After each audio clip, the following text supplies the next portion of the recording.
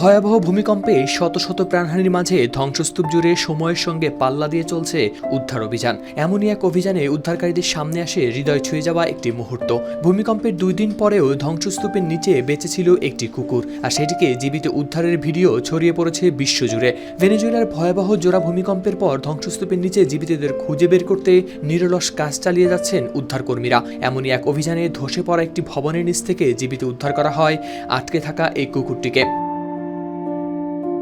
Video ফুটেজে দেখা যায় দমকল কর্মী ও স্বেচ্ছাসেবকরা ধ্বংসস্তূপ সরিয়ে ধীরে ধীরে প্রাণীটির কাছে পৌঁছানোর চেষ্টা করছেন। এক পর্যায়ে একজন দমকল কর্মী কুকুরটিকে পানি পান করান।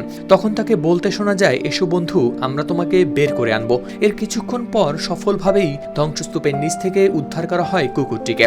ভয়াবহ এই দুর্যোগের মধ্যেও ঘটনাটি আশা সঞ্চার করেছে মানুষের মনে। সামাজিক যোগাযোগ মাধ্যমেও ব্যাপকভাবে ছড়িয়ে পড়েছে ভিডিওটি। এদিকে উদ্ধার অভিযান এখনও রয়েছে অব্যাহত। সর্বশেষ পাওয়া তথ্যে শক্তিশালী এই ভূমিকম্পে নিহত হয়েছেন অন্তত 920 জন, আহত হয়েছেন 3360 জনের বেশি। ধ্বংসস্তূপের নিচে এখনও অন্তত 172 জন আটকা পড়ে আছেন। হাওলাদার শামীম, RTV।